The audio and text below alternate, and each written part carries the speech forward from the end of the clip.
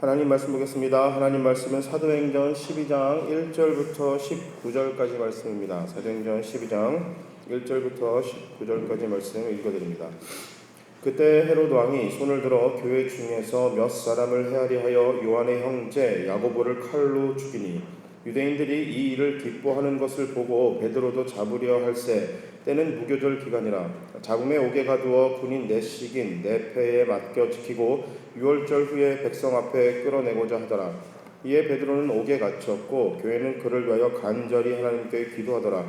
헤롯이 잡아내려고 하는 그 전날 밤에 베드로가 두 군인 틈에서 두 쇠사슬에 매어 누워 자는데 파수꾼들이 문 밖에서 옥을 지키더니 호련히 주의 사자가 나타나매 옥중에 광채가 빛나며 또 베드로의 옆구리를 쳐 깨워 이르되 급히 일어나라 하니 쇠사슬이 그 손에서 벗어지더라. 천사가 이르되 띠를 띠고 신을 신으라 하거늘 베드로가 그대로 하니 천사가 또 이르되 겉옷을 입고 따라오라 한데 베드로가 나와서 따라갈새 천사가 하는 것이 생시인 줄 알지 못하고 환상을 보는가 하니라.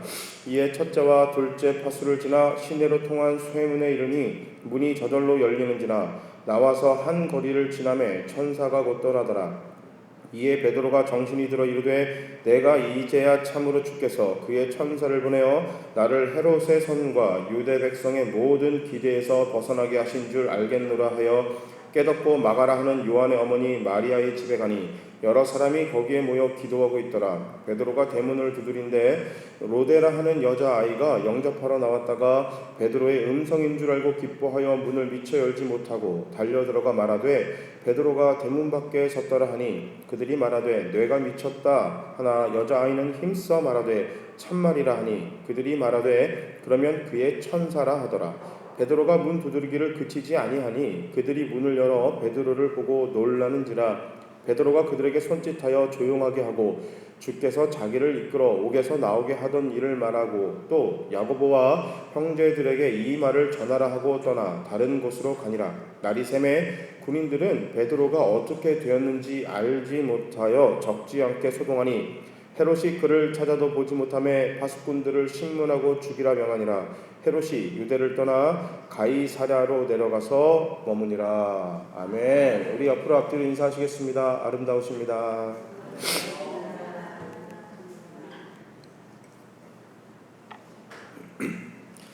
자, 이게 오늘 본문의 베드로 성령의 사람 7번째 이야기입니다. 그 베드로에 대해서 우리 한번 이야기를 나눠보겠습니다. 이 본문의 경우 이게 간수들은 아무도 자기들 눈앞에 일어나는 일을 보지 못했습니다. 이게 지금 똑같은 사건이 일어나고 있는데 어떤 사건이 일어나고 있는데 지금 그 간수들은 무슨 일이 일어나는지 전혀 눈치채지 못하고 있습니다. 쇠문이 절로 열렸는데 소리도 못 듣고 있습니다. 그 하나님은요 당나귀 입을 열어 사람의 말을 하게 하시죠. 그 게하시의 눈을 열어 불병거를 보게 하시는 그런 동일한 권능의 하나님이십니다. 죽은 사람도 살리시고요. 뭐 이렇게 하실 수 있는 분이십니다. 그 동일한 은혜가 하나님의 그 동일한 권능이 지금 이 베드로 사건에도 일어난 것입니다. 자녀를 보호하고 인도하십니다. 이것이 선하게 간섭하시기 위해서 지금 하나님의 이 일이 일어났습니다. 자, 이게 어렸을 때 여러분 그런 생각 안 해보시나요? 뭐 슈퍼맨이 되고 싶다 뭐 이런 생각 한번 안 해보시나요? 투명인간 한번 되면 어떨까 뭐 그런 생각 안 해보셨나요? 그 우리 때 600만 불 사나이랑 뭐 슈퍼맨 이런 게 굉장히 유행했어요. 그래서 그 보자기 집에 있는 그 보자기 목에 메고 엄청 뛰다니고 그랬거든요. 마치 그렇게 하면 슈퍼맨이 되는 것 같았습니다. 그 한동안 무슨 어떤 그런 만화가 유행했어요. 그 세일러문인가요? 하여튼 거기서 뭐 용서하지 않겠다 뭐 그런 포즈를 취하면서 하면 마치 내가 세일러문이 되는 것 같은 그런 착각에 빠질 때도 있습니다. 우리가 투명인간이 되어 철통 같은 감시망을 총칼 하나의 제지도 없이 어떤 그런 제재도 없이 유유하게 빠져나왔다면 여러분 얼마나 신날까요? 여러분 생각해 보세요. 지금 이게 베드로 이야기가 그냥 2000년 전에 그런 이야기다 그냥 그런 걸로 끝나는 게 아니라 지금 내 이야기 만약에 그 주인공이 나라면 베드로가 나처럼 지금 이 일이 벌어졌다면 얼마나 신날까요? 마치 내가 슈퍼맨이 된 것처럼 그런 기분이 나지 않겠습니까? 그런데 본문을 가만히 살펴보면요 베드로가 정말 기뻐했던 순간은 탈옥한 후가 아니라 감옥에 갇혀 있었던 것 같아요. 그때 베드로는 이미 신나 있었어요.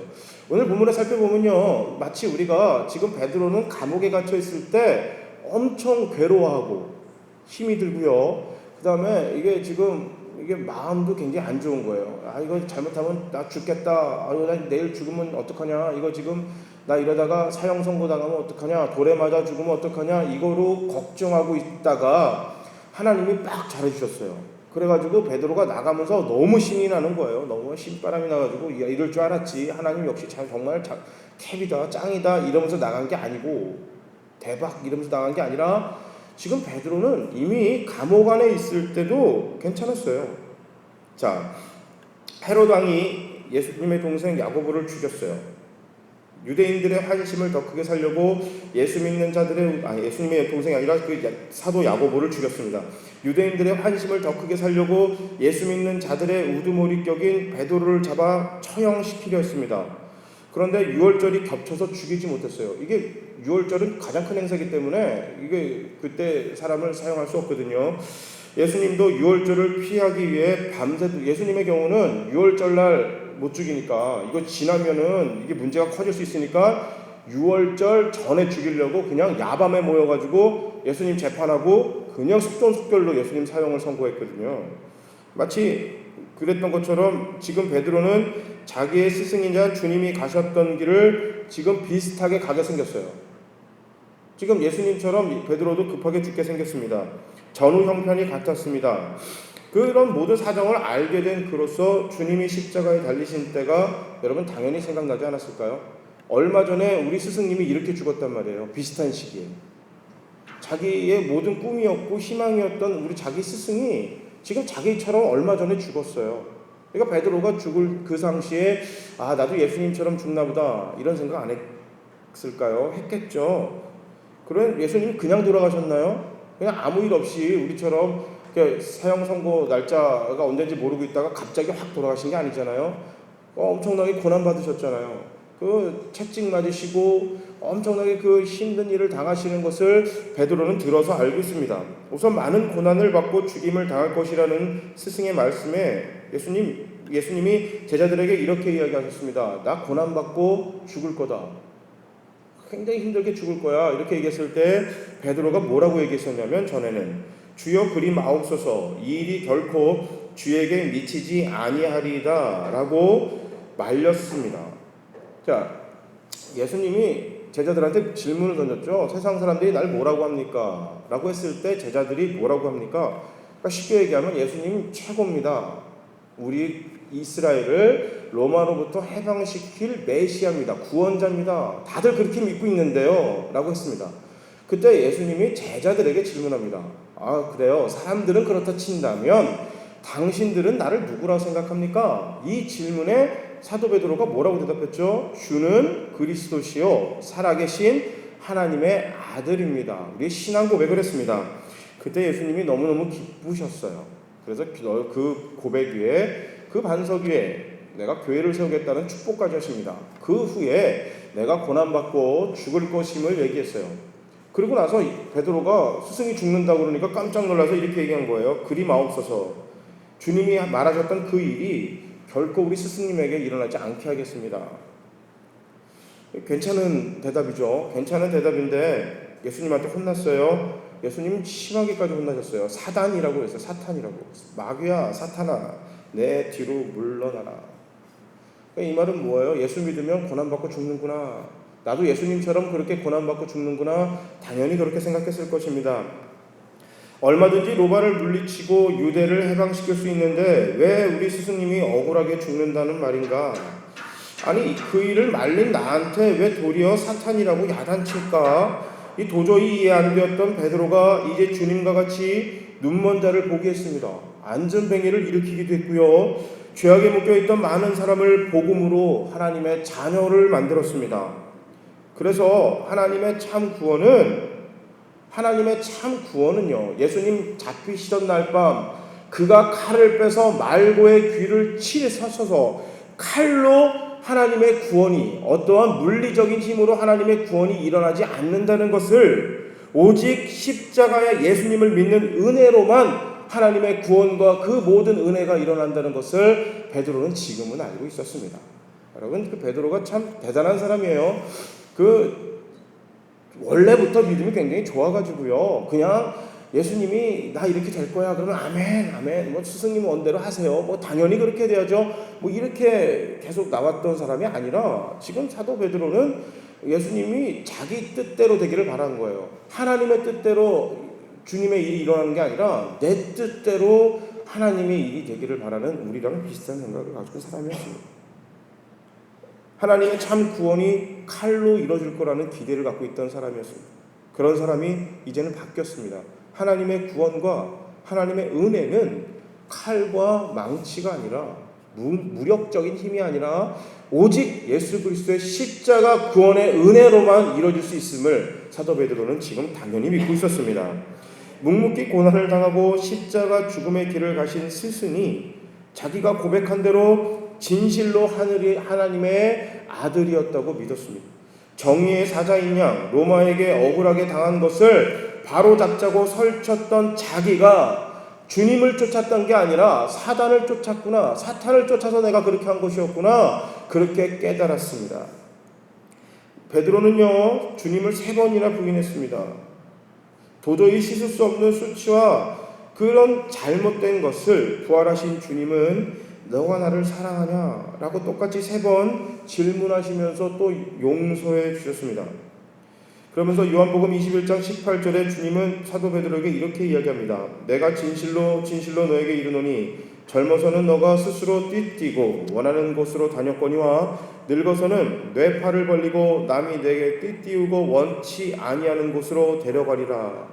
이미 주님께서 말씀하셨어요. 젊었을 때는 너 원하는 대로 살았지, 너가 원하는 대로 됐을 거야. 그런데 너가 조금 시간이 흐른 후에, 우리는 알고 있죠. 이미 정답을 알고 있죠. 성령 충만을 받은 후에, 너가 그리스도의 복음의 증인으로 산 이후에는 너 원대로가 아니라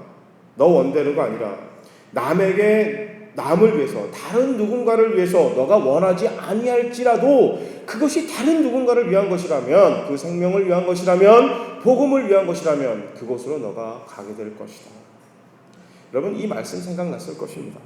아, 나도 이제 우리 주님처럼, 내 스승처럼 죽나보다, 십자가에 그렇게 죽나보다, 그렇게 해서 하나님께 영광을 돌리게 되는구나. 사도 베드로는 아마 그 밤에 그렇게 생각했을 것입니다. 사도 베드로가 알고 있었을까요? 오늘 본문에 보면 참 재미난 일이 있습니다. 한번 그림으로 한번, 이게 드라마처럼 여러분들이 한번 두 장면을 계속 번갈아 이렇게 오버랩을 한번 해보세요. 하나의 장면이 나옵니다. 사도 베드로는 지금 감옥에서 자고 있어요. 한 무리가 등장합니다. 한 무리는 교회예요. 교회에서는 사도 베드로를 구해달라고 엄청나게 기도하고 있어요. 이 장면이 계속해서 한번 이렇게 번갈아 교차적으로 나오면 여러분, 굉장히 이상한 장면 아닌가요? 한쪽에서는 베드로를 구해달라고 기도하고 있는데 베드로는 자고 있어요. 자, 그리고 베드로가 나왔습니다.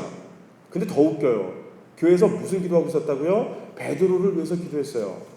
정확하게 말하면, 솔직히 얘기하면 어느 기도를 했는지는 몰라요. 베드로를 구해달라고 기도를 한 건지, 아니면 베드로가 잘 죽게 해달라고 기도한 건지, 그건 모르죠. 모르는데 어쨌든 기도했단 말이에요. 근데 베드로가 그 집에 찾아왔을 때 무슨 일이 벌어졌어요? 거기 기도했던 사람들이 베드로가 나왔음을 아무도 안 믿었어요. 여러분, 하나님이 우리한테 엄청난 믿음 요구할 것 같나요? 여러분 생각해 보세요. 우리가 베드로가 무사하기를 기도했다면, 베드로가 문을 두들겼을 때 교회 사람들이 다 뛰어나왔을 거 아니에요. 얼마나 기뻤을까요? 물론 지금처럼 이런 건물이 있는 교회는 아니죠. 그러니까 집들, 왜냐하면 그 당시는 교회 건물을 지을 수가 없으니까, 예수 믿으면 바로 감옥 가고 이렇게 베드로처럼 갇히니까 집에 모여서 자기들끼리 예배드리고 기도하는 거예요. 몇몇 모여서 기도했겠죠. 문 두들겼단 말이에요. 누구냐? 뭐라고 물었을 때 나 베드로입니다. 그러면 어떨까요? 할렐루야 아멘 하는 게 믿음의 사람일 텐데 아무도 안 믿었어요. 아무도 안 믿었다니까요. 여러분, 하나님이 우리한테 그렇게 대단한 믿음 요구하는 것 같은데 그렇지 않습니다. 겨자씨만한 믿음. 여러분, 그래서 믿음은 선택으로부터 시작해요. 하나님이 해주실 거다라는 그런 믿음으로 가는 거예요. 김칫국 마시는 겁니다. 크리스찬의 믿음은요, 기독교인의 믿음은 김칫국 믿음이에요.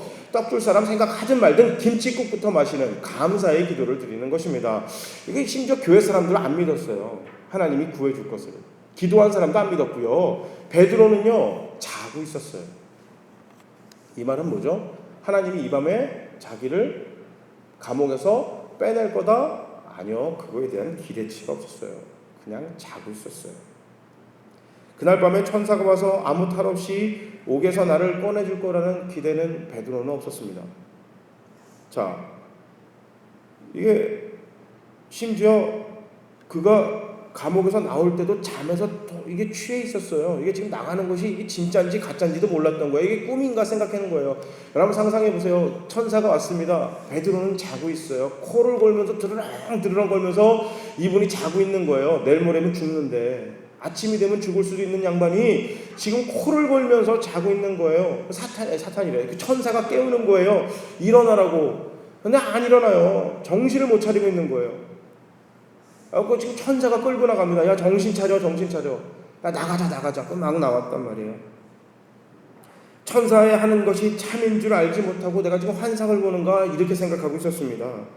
말하자면 하나님이 기적적으로 구원해 주셨지만 사도 베드로는 이 당시 무슨 생각하고 있었냐면 난 꼼짝없이 죽고 순교하나 보다. 자, 사도행전 5장에 사도 베드로는 처음에 잡혀가서 곤욕을 치렀습니다. 5장 41절에 사도 베드로는 이렇게 고백합니다. 주님의 이름을 위하여 능력받는 일에 합당한 자로 여기심을 기뻐했다. 그러니까 다시 말해서 뭐냐면 주님 때문에 고난받는 것이 자기한테 자랑이 된 거예요. 아, 내가 예수님 때문에 고난받을 나 그 정도 수준이 됐구나. 여러분, 예수 믿는 것 때문에 힘드신가요? 아니 그냥 세상 사는 것 때문에 힘든 거 말고요. 여러분, 세상 사는 거는 예수 안 믿어도 힘듭니다. 어떤 분들이 그래요. 근데 예수 믿는 것 때문에 너무 힘들어요 하고 자세히 들어보면 그건 예수 안 믿어도 힘든 거예요. 여러분, 예수 믿는 것 때문에 힘든 게 있나요? 때로는 그것 때문에 친구들과의 관계가 좀 어그러질 때가 있나요? 사랑하는 사람과의 관계가 멀어질 수도 있고 물질적으로 손해볼 수도 있습니다. 그럴 때요, 여러분, 내가 예수 믿는 것 때문에 사탄이 자꾸 나를 방해하고 힘들게 하고 태클 거나요? 기뻐하세요. 그 정도 수준이 된 거예요. 한번 생각해 봅시다. 축구 좋아하시죠? 월드컵 축구를 하는데요, 나한테 우리 팀이 패스를 했어요. 골키퍼랑 1대1 찬스가 되는데도 불구하고 나는 아무도 막지 않는 거예요. 상대팀 수비가. 왜 안 막아요? 야, 쟤 막지 마. 어차피 개발이야. 쟤는 어차피 차봐야 안 들어가. 괜히 막아서 잘 차는 사람, 공격을 굉장히 잘하는 사람 한 명 더 막는 게 낫지 쟤는 안 막아도 돼. 여러분, 사탄이 그렇게 여러분들을 무시하는 사람이 됐으면 좋겠어요? 사탄도 무시하는 사람이 되지 않기를 바랍니다. 여러분, 이거 진짜 끔찍한 거예요. 이거는요, 사탄이 여러분, 내가 교회를 다니는데 내가 기도도 안 하는데 아무 일도 안 일어나고 잘 돼요. 11절 내는 것도 너무너무 괴로워서 어떨 땐 빼먹고 안 하는데도 아무 일도 일어나지가 않아요. 평생 살면서 전도할 마음이 1초도 없어요. 그래도 기쁜 거예요. 별일이 안 일어나는 거예요. 그럼 어떠세요? 여러분, 그게 하나님의 축복이 아니라 그게 기적이에요. 사탄이 여러분들을 무시하는 거예요. 왜? 괜히 여러분 힘들게 해가지고 어떻게 하면 곤란해요? 괜히 여러분 힘들게 해가지고요, 그 사람 기도하게 만들면 곤란한 거예요. 힘들면 기도하잖아요. 어려운 일 생기면 기도합니다. 그러니까 여러분, 예수 믿는 것 때문에 고난과 어려운 일이 생기나요? 여러분, 이건 정말 기뻐할 일이에요. 이제 수준이 된 거예요. 사탄이 드디어 나를 태클할 만큼 수준이 됐나 보다. 예수 믿는 것 때문에 힘드신가요? 기뻐하세요. 그 정도 된 겁니다. 하여튼 사도행전 5장에 사도 베드로가요, 기뻐했어요. 야, 이제 드디어 수준이 됐다 라고 기뻐했단 말이에요. 주님의 이름을 전하다 핍박만 받아도 기뻐했습니다. 그런데 이제 주님과 똑같은 길을 가게 생겼습니다. 예수 믿는 것 때문에 한 부대 얻어맞고 그냥 가서 욕 좀 얻어맞고 이걸 때문에 기뻐했는데 스승이 가던 똑같은 길을 가게 생겼습니다. 헤롯이 유대인들, 즉 대제사장을 비롯한 관원과 바리새인들과 사두개인들의 환심을 더 크게 사기 위해 베드로를 죽일 생각을 했습니다.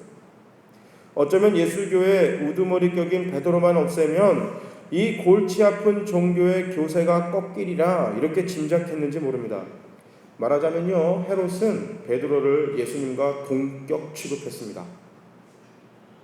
예수님처럼 생각했다는 거예요. 야, 이거 당사자로서 이거 얼마나 감격스럽겠습니까? 그 불과 얼마 전까지만 해도요, 베드로는요, 자기 스승 버리고 도망간 사람이에요. 무서워서요, 이렇게 숨어 있던 사람입니다. 그냥 이게 너무너무 싫어서. 이게 그냥 예수님 때문에 고난받는 게 무서워서 도망가고, 심지어 이거 그 제자들도 다 귀합해가지고, 그 다음에 제자들한테, 야, 너네 다 가. 집으로 가. 뭐해서 기도해. 그냥 가. 이렇게 선동했던 것이 베드로였습니다. 불과 얼마 전에. 근데 그 얼마 뒤에 베드로는요, 예수님하고 지금 동격 취급받고 있어요.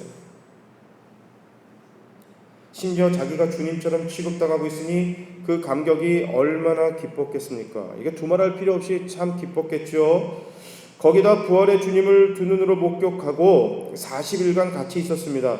성령의 은사로 담대한 복음의 사자가 되었습니다. 주님과 똑같은 사역을 감당하고 있습니다. 여러분, 그것뿐만 아니라 눈앞에 닥친 죽음까지 두려워하지 않는 일을 우리 주님처럼 베드로가 하고 있었습니다. 이제 곧 주님과 함께 낙원에 있게 될 텐데, 주님과 온갖 이야기를 할 것인데 얼마나 신나고 설레는 마음이 있었기에 베드로는 코 골면서 자고 있었겠습니까? 여러분, 죽음을 두려워하지 않는 사람에게 사탄이 더 이상 쓸 방법이 없습니다. 여러분, 우리는 죽으면 천국 가는 사람입니다. 아멘? 우리는 죽으면 천국 가는 사람이에요. 힘들고 어려우세요? 고난받는 게 어려우세요? 예수 믿고 사는 게 힘드세요? 아니요, 예수를 떠나서 이 땅에 사는 게 힘드세요? 그래도요, 우리 죽으면 천국 가는 사람이에요. 더 좋은 곳 갈 수 있다는 보장받은 게 얼마나 좋은가요? 수능을 보는 그 고3 학생들 중에서요, 이제 앞두고 굉장히 마음이 편안한 학생들이 있어요. 수시 합격한 사람들. 내가 대학 갈 거 이미 결정되는 사람들은요, 애들 박 터지게 공부할 때 만화책 봐요. 고생한다. 수고해. 열심히 해. 야자해. 그러고 가고 너무 심심하죠. 할 게 없어서. 심심해서 야자한대요. 왜? 다 친구들은 학원가 있고 학교에 있는데 자기는 갈 데가 없으니까 PC방 가는 것도 힘드니까 야자한대요. 얼마나 좋아요? 여러분, 이 땅에 사는 우리가 담대할 수 있는 건 뭐죠? 하늘나라가 보장받았기 때문에 그렇습니다. 천국이 보장받았기 때문에 그래요. 그래서 사탄은요, 자꾸 우리한테 까먹게 만들어요. 뭘 흔들어요? 구원을 자꾸 흔드는 거예요. 믿음으로 천국 가는 거 예수님이 해줬는데 천국이 보장받았으니까 이 땅에서 어떤 고난받아도 내가 사는 게 이게 좀 멍청하게 살았어도 그래 다시 으쌰해가지고 하나님 복음을 전하면서 그리스도의 증인으로 살아갈 수 있게 만드는데, 자꾸 사탄은 우리에게 너 그렇게 해서 천국 못 가. 이 땅에서 사는 것을 전전긍긍하게 만듭니다. 주님이 나더러 사탄아 뒤로 물러가라 했고, 또 대제사장의 하석에 말고의 귀를 칼로 쳤을 때 칭찬은커녕 오히려 검을 집어넣으라고 해서 너무 섭섭했습니다. 그런데요, 주님, 그 뜻을 이제야 확실히 알았습니다. 사람들이 너가 원하지 않는 곳을 데려갈 것이라고 하신 말씀, 귀신이 도망가는 것보다 너희 이름이 하늘에 기록된 것을 기뻐하라고 하신 말씀, 심령이 가난해야 천국을 볼 수 있다는 말씀, 수도 없이 많은 가르침을 받았고 이적을 보고 제대로 알지 못했었는데 그 중에서도 너무나 억울했던 십자가 죽음을 이해하지 못했는데, 스승님, 이제는 알 수 있을 것 같습니다. 저도 주님 가신 그 길을 가게 해주시니 너무나 감사합니다. 이 기도하고 코 골며 자지 않았을까요? 주님 만나면 부활하신 후 주님이 3번이나 당신을 사랑하느냐 이렇게 물었을 때에 입술로는 사랑한다고 했지만 그때도 솔직히 완전하게 사랑하지는 않았습니다. 이제는 아무 말 안 해도 내가 주님을 얼마나 진심으로 사랑하는지 다 알고 계시죠? 이런 말을 하면서 가슴이 터질 듯한 감격, 그리고 오는 주님만 해주시는 평안 붙들고 고나게 자지 않았을까요? 베드로가 돌에 맞으면 안 아픈가요? 이렇게 성령 충만한 사람들은 죽을 때 고난을 당하지 않을까요? 힘들지 않을까요? 고통이 없나요? 육신적인 고통, 이 베드로는 주님이 주시지 않으실까요? 똑같습니다. 베드로도 돌 맞으면 아프고요. 채찍 맞으면 아픕니다. 죽는 게 안 두려울까요? 그냥 나 하나 딱 죽으면 되는데요. 나 죽고 나면 이 땅에 남겨져 있는 사람들은 어떻게 살까? 우리 교인들은 어떻게 살까? 우리 가족들은 어떻게 살까? 이 고민 안 했을까요? 그러나 예수님을 개인적으로 친밀하고 깊은 감정을 교통을 나눴던 그런 베드로가 하나님의 뜻을 그랬음에도 몰랐습니다. 그러나 하나님의 뜻과 이렇게 담대할 수 있었던 것은 바로 성령이 그 안에서 흘러 넘쳤기 때문입니다. 세상이 줄 수 없는 담대함과 평안함이 바로 성령님으로부터 그의 마음에 흘러 넘쳤기 때문입니다. 베드로가 지금 주님과 같은 영광을 자리에 차지하고 있다는 것, 그 길을 갈 수 있다는 그 기쁨, 성령님이 넘치시는 기쁨, 이 땅에서 인간 베드로가 갖고 있는 그 고통과 두려움보다 성령 하나님이 가지시는 그 기쁨이 넘쳤고 더 컸기 때문에 베드로는 그냥 덤덤하게 잘 수 있었던 것입니다. 그 탈출 전야가요, 그 전까지가 베드로는 최고의 기쁜 환희의 순간이었습니다. 여러분, 우리는 하나님이 우리의 고난의 모든 것을 기도를 들어주시고 응답해 주신 후에 더 큰 기쁨과 감사가 넘칠 거라 생각하지만 성령의 사람은요, 성령이 넘치는 사람은, 성령의 이끌림을 받는 사람은 모든 상황 속에서 기쁨과 감사로 넘쳐 흐르는 것입니다. 지금 이 시간 우리의 모습을 한번 되돌아보겠습니다. 여러분, 주님 때문에 지금 기쁘고 설레십니까? 우리 찬양은요, 예수 우리 왕이여 이곳에 오셔서 뭐 좋은 찬양해요.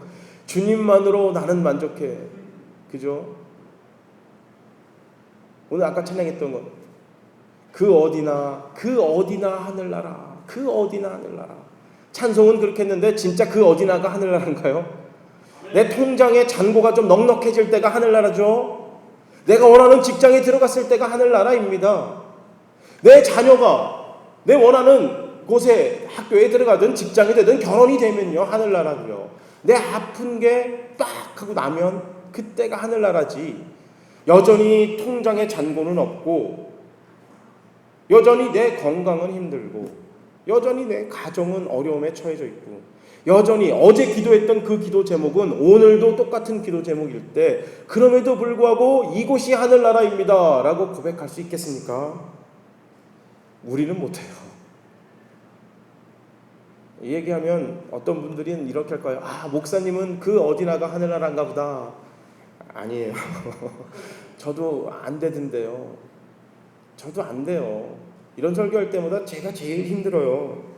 나는 마치 되는 것처럼 착각에 빠질 때가 있지만 저도 안 됩니다.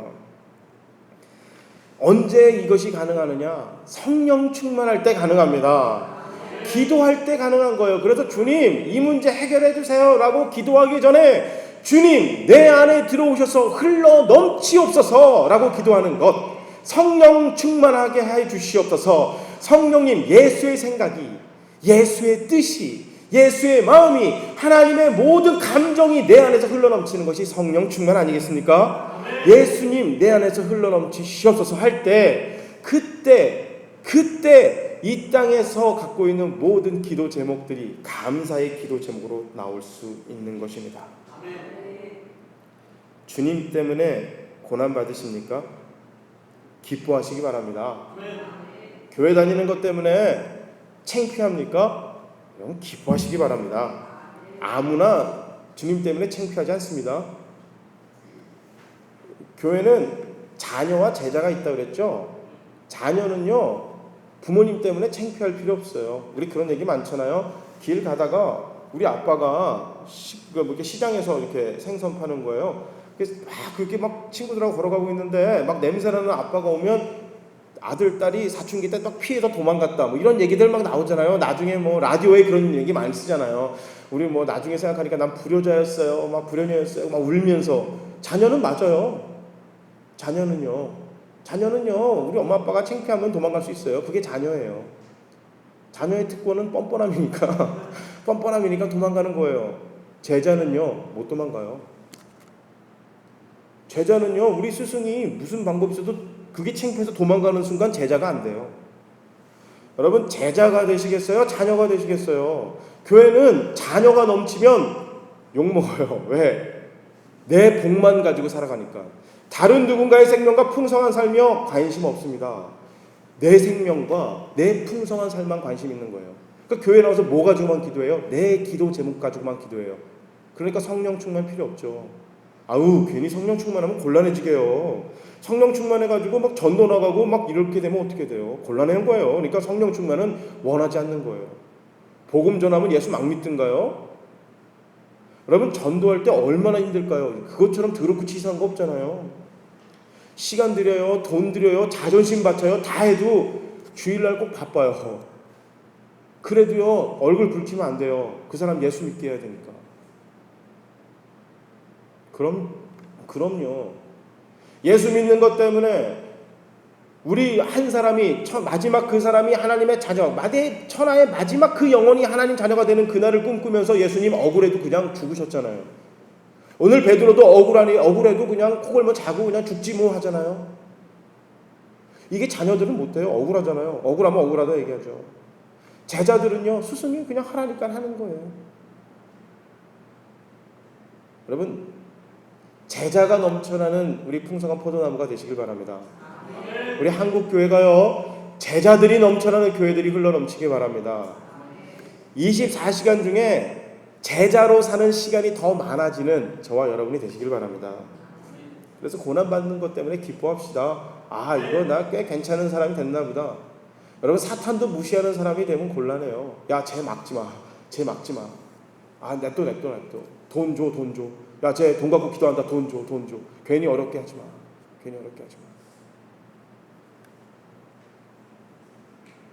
실제로 그렇게 못하더라도요.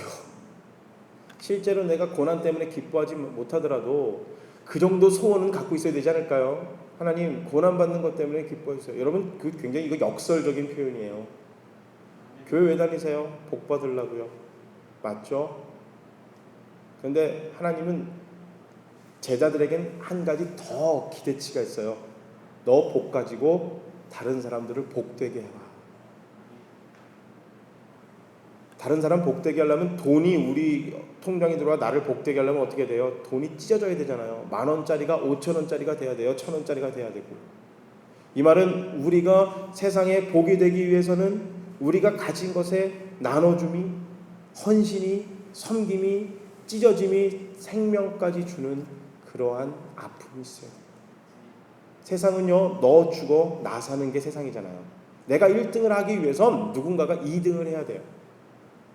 근데 하나님은요 나 죽어 너 살린대요. 나 죽어 너 살린대요. 신도림역 가보셨나요? 신도림역 출근 시간에 막 사람들 올라오는 거 내가 뚫고 내려가야 되는 거예요. 얼마나 힘든가. 죄송합니다. 뭐가 죄송해요? 그 올라가고 내려가는 길 있는 게 마찬가지인데 올라오기만 하는 길은 아니잖아요. 일방통행이 아니라 그 길은 내려가기도 하는 길이에요. 그런데 다 올라오니까 내려가면서 계속 부딪히죠. 죄송합니다. 뭐가 죄송해요? 그래도 그렇게 사는 게 우리 그리스도인의 삶입니다. 이게 성령 충만한 사람들의 삶이에요. 우리에게 세상의 핍박과 환난이 닥칠수록 주님의 능력은 오히려 더 크게 드러납니다. 여러분, 누구라도 베드로와 같은 기적을 맛볼 수 있습니다.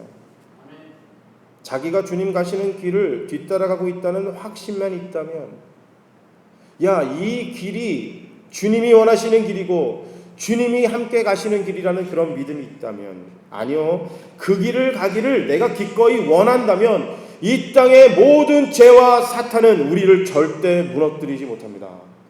여러분, 십자가만이 사탄과 전쟁에서 이길 수 있는 유일한 키워드입니다. 그것만이 승리를 보장받는 길입니다. 여러분, 십자가 붙드시기 바랍니다.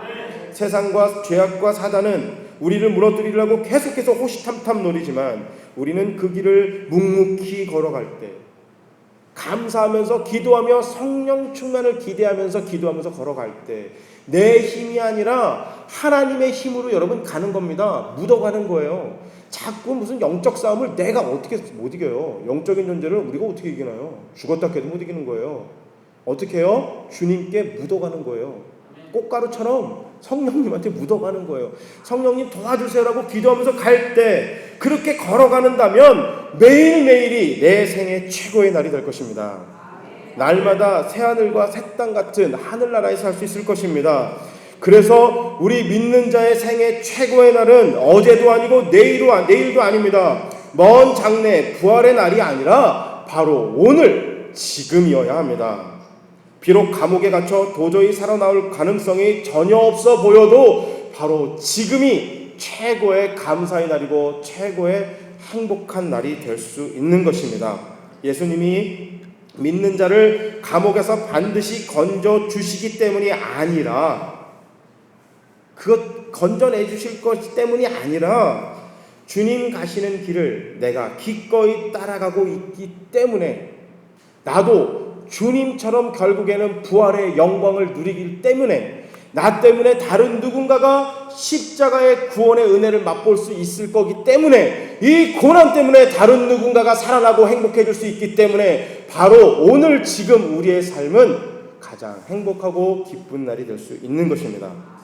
여러분 내 힘과 내 능력 세상이 갖고 있는 조건으로 행복해질 수 있을 것 같나요? 지금까지 무수히 많이 속았잖아요. 무수히 많이 속았습니다. 어제보다 오늘 조금 더 부자가 돼도 그래도요 우리는 행복하지 않습니다.